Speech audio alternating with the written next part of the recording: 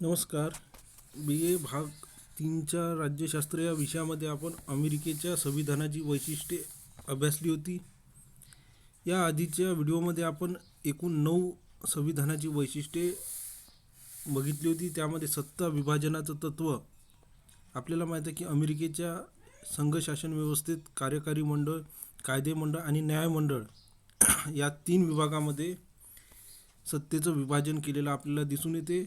आणि हे 3 विभाग एकमेकांपासून वेगळे आणि स्वतंत्रसुद्धा राहील याची नोंदसुद्धा अमेरिकेच्या संविधानात केल्याची आपल्याला दिसून येते.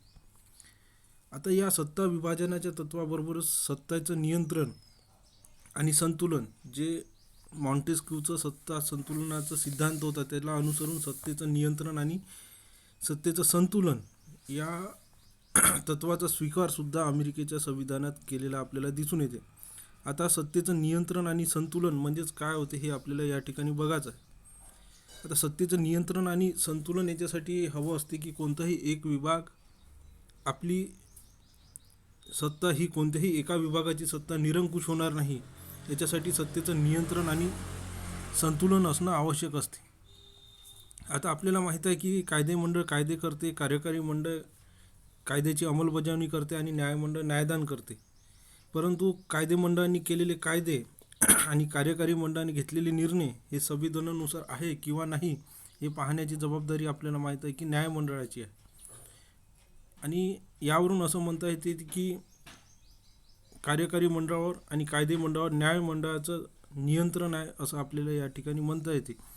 कारण कायदेमंडळाला संविधानाच्या विरोधात जाऊन कायदे करता येत नाही आणि कार्यकारी मंडळाला सुद्धा संविधानाच्या विरोधात जाऊन कोणत्याही प्रकारच्या कायद्याची अंमलबजावणी करता येत नाही किंवा कोणत्याही प्रकारचा निर्णय घेता येत नाही.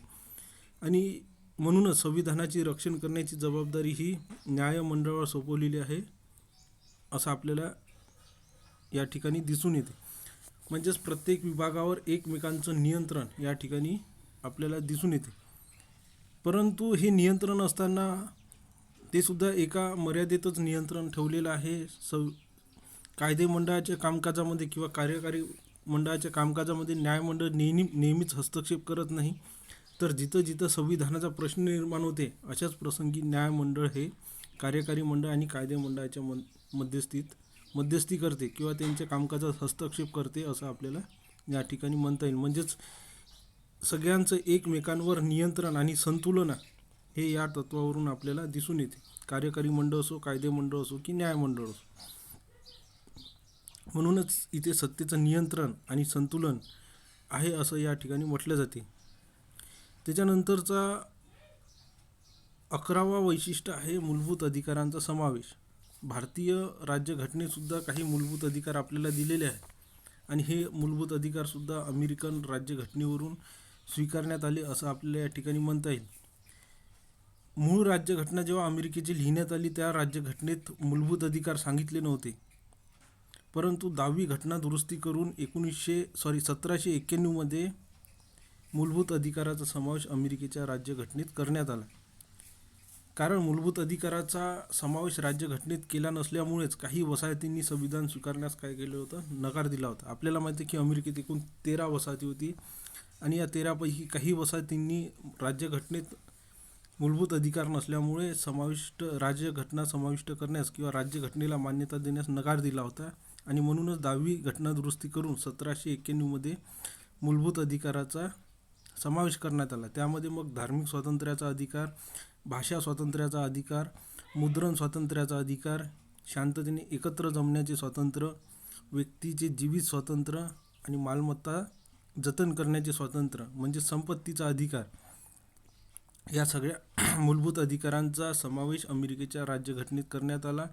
आणि या मूलभूत अधिकारांना न्यायालयाचं संरक्षणसुद्धा देण्यात आलं.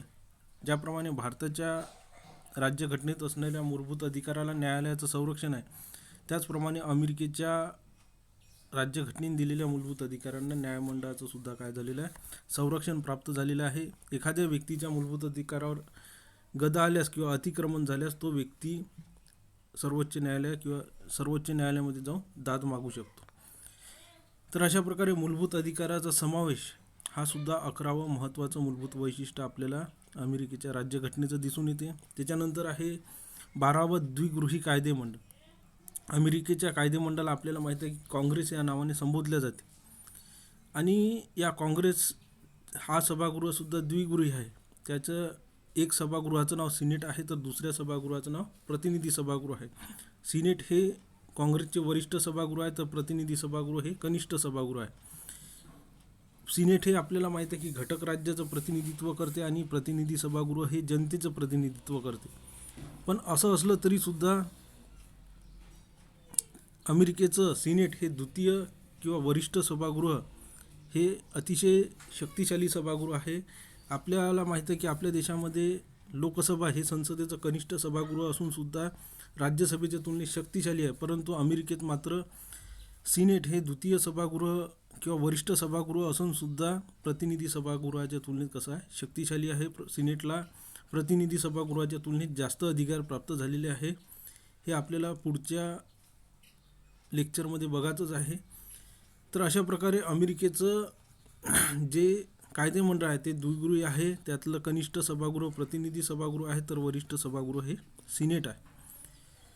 प्रतिनिधी सभागृह हे जनतेचं प्रतिनिधित्व करते, हे देखील या ठिकाणी आपल्याला लक्षात घ्यावं लागेल. त्याच्यानंतर शेवटचं आहे 13वं वैशिष्ट्य, ते म्हणजे दुहेरी नागरिकत्व. ही सुद्धा एक नवीन पद्धत अमेरिकेच्या राज्यघटनेत दिसून येते. म्हणजेच अमेरिकेच्या राज्यघटनेत प्रत्येक व्यक्तीला राष्ट्रीय स्तरावरचं नागरिकत्व वेगळं प्राप्त करावं लागते आणि घटक राज्य स्तरावरचं नागरिकत्व वेगळं प्राप्त करावे लागते. अशा प्रकारे दुहेरी नागरिकत्वाची पद्धत हे अमेरिकेच्या राज्यघटनेचं एक महत्त्वाचं वैशिष्ट्य आपल्याला दिसून येते. ज्याप्रमाणे भारतात राष्ट्रीय स्तरावरचं नागरिकत्व म्हणजे संपूर्ण देशाचं नागरिकत्व समजल्या जाते, परंतु अमेरिकेत मात्र राष्ट्रीय स्तरावर वेगळं नागरिकत्व प्राप्त करावं लागते आणि घटक राज्य स्तरावर वेगळं नागरिकत्व प्राप्त करावं लागते. त्याचबरोबर धर्मनिरपेक्ष राज्य, लोकशाही गणराज्य यासारख्या पद्धतीचा स्वीकारसुद्धा अमेरिकेच्या राज्यघटनेत केलेला आपल्याला दिसून येते. तर अशा प्रकारे या ठिकाणी आपण एकूण 13 वैशिष्ट्य अमेरिकेच्या राज्यघटनेचे बघितलेले आहे. तर अशा प्रकारे अमेरिकेच्या राज्यघटनेचे वैशिष्ट्य बघितल्यानंतर आपल्याला अमेरिकेचा अध्यक्ष किंवा राष्ट्रपती, त्याची निवडणूक प्रक्रिया आणि अधिकार व कार्य हे आपल्याला पुढच्या लेक्चरमध्ये अभ्यासाचे. धन्यवाद.